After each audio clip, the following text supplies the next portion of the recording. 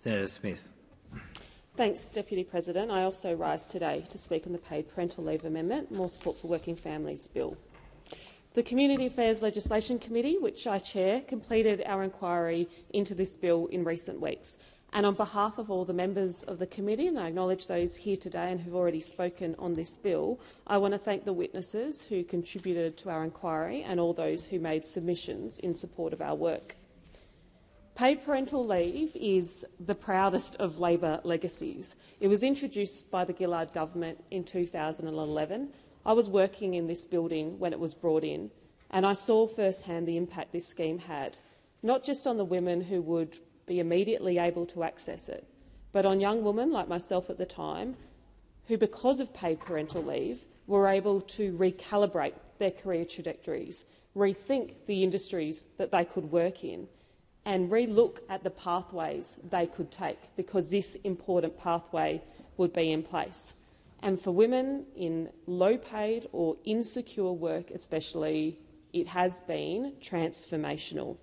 It was a policy reform. It remains a policy reform which made history in this country, for mothers and fathers, for their children, for their employers. It is a truly game-changing Labor reform. A decade since we brought that in, paid parental leave lay neglected until the first tranche of our paid parental leave reforms was legislated at the start of last year. Those changes gave more families access to the payment, more flexibility in how they could take leave, and encouraged the sharing of care. Critical reforms that work to change culture and change the support available for both mum and dad in those critical early months. And now with this bill, we get to go even further in this massive journey of reform. Here we are laying the pathway for our expansion of paid parental leave to 26 weeks, an investment of $500 million to the scheme by 2026, representing the largest investment in paid parental leave since its introduction in 2011. This bill encourages fathers and partners to play a more active role in the care of children, a role they want to take.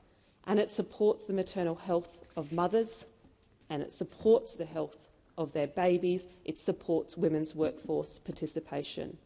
And it reflects our commitment to improve the lives of working families, to support better outcomes for children, and to advance economic equality for women. As I said before, this bill expands the paid parental leave pay maximum entitlement from 20 weeks to 26 weeks by the 1st of July 2026. Reflecting the advice of the Women's Economic Equality Task Force, it increases the reserved use it or lose it period for each parent from 2 weeks to 4 weeks by 1 July 2026 and increases the concurrency limit from 2 weeks to 4 weeks by 1 July 2025.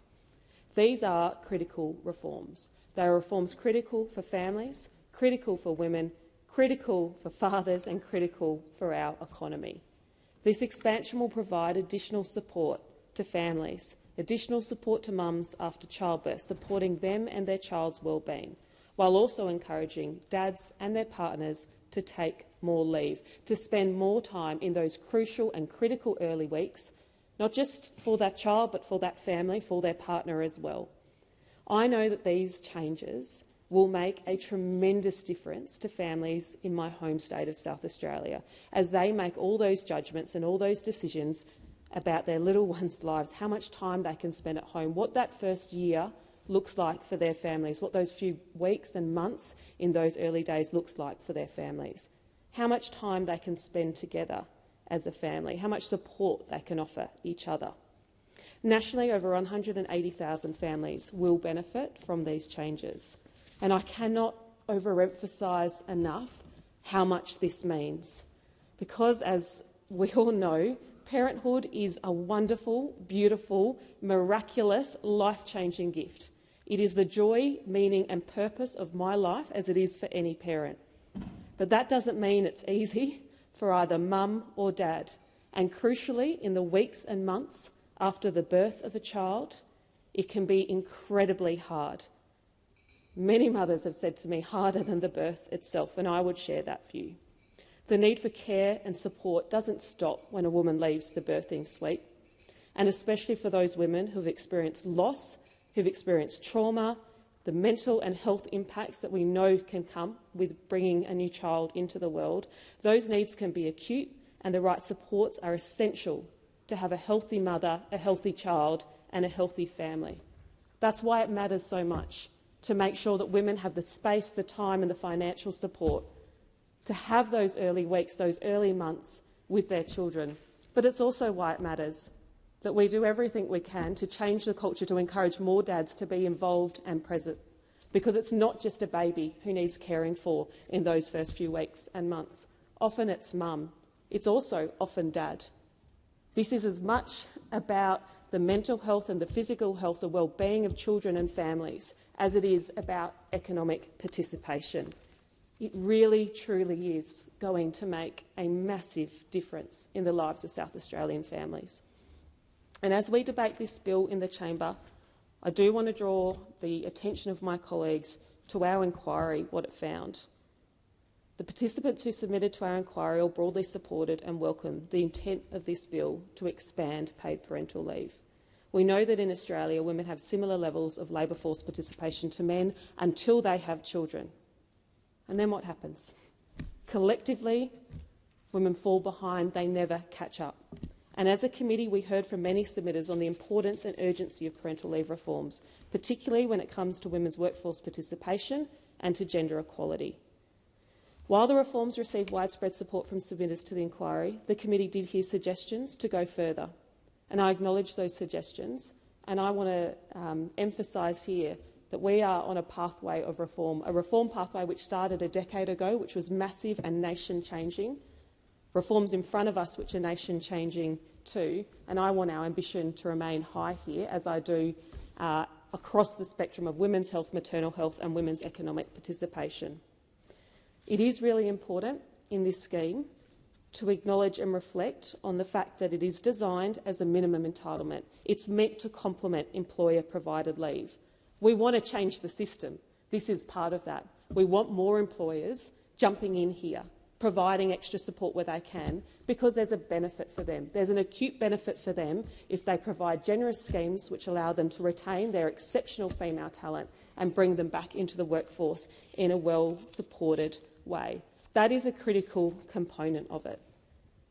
It's also really important that business remains involved in the administration of the scheme. This is the part of the scheme I think it is important to preserve, and particularly that Services Australia should continue the role it's playing. Small businesses continue the role that they are playing. This bill doesn't change the role of an employer in administering the scheme. And the majority of submitters who commented on the administration of the scheme argued that the employer's role in administering it should remain unchanged, and that paid parental leave should continue to be administered by employers, including small businesses. We know that employers play an important role in the administration of this scheme. It was, in fact, a key part of its design. When it was designed, the Productivity Commission said at its inception, and I quote, "It's to normalise parental leave in the workplace like any other kind of leave that the worker will take in their working life, something that we're all entitled to and can all access if we need to." We heard from submitters like the SDA who noted that changing the role of employers directly contradicts the objectives that the payment be viewed as a workplace payment rather than a welfare payment. Equality Rights Alliance also emphasised the importance of maintaining the current administration arrangement by specifying that shifting it, and I quote, "may undermine the goal of normalising PPL and encourage employers to develop their own schemes administering PPL centrally through government, could result in small and medium businesses viewing PPL as the business of government only," something we do not want. The overall evidence to our committee demonstrated that any administrative burden on employers is outweighed by the substantial benefits to employees and to employers alike. For small businesses, it enables them to compete on a more even playing field with medium and larger businesses. That's a fundamentally good thing if you're a small business in Australia. We also heard that Services Australia provides a range of resources and support to help employers understand their obligations under the scheme. As a government, we want this to be easy for small businesses. We want this scheme to work for everyone, and the work on that can continue in government. It can continue as we legislate this bill, I hope, this week. That work will continue.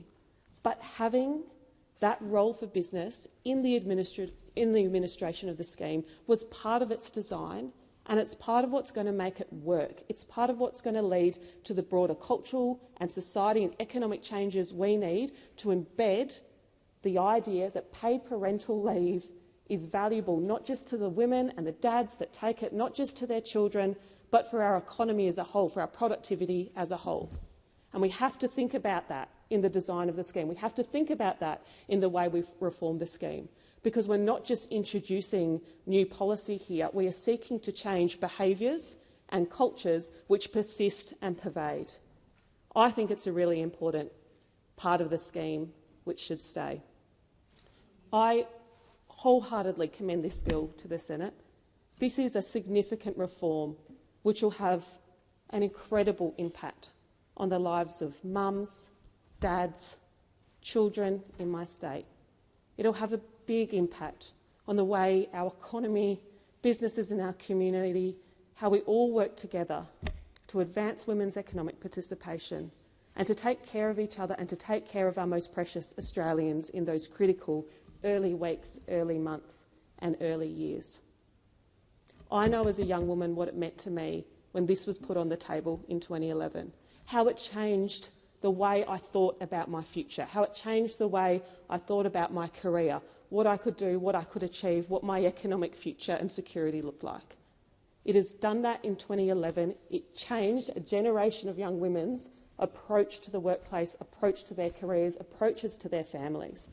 Now with this reform, we take that a step further. A whole new generation of women gets to reimagine that in a way which they haven't always been able to before. We do these reforms, we spark change, and hopefully by doing these reforms right, we change a broader culture which will enable more to happen, which will enable more generous schemes across the private sector, which will enable more participation from dads in the early care of their babies and the early and critical care of their partners. I think they're tremendous reforms. They are part of a broader package of work we must do to advance not just women's economic participation, but that critically, but also they're a critical thing we must do to support women, their health objectives, support women in that time of life, which, while beautiful, miraculous and perfect as it may be, can also just be bloody, bloody tough. This will help them. This will make a difference there. And that is not just good for those women, it is good for their precious babies, it is good for their families. And we know when all of those things are working well, when women, their children, their partners feel supported, our whole country benefits from that. I commend the bills in their current form to this chamber.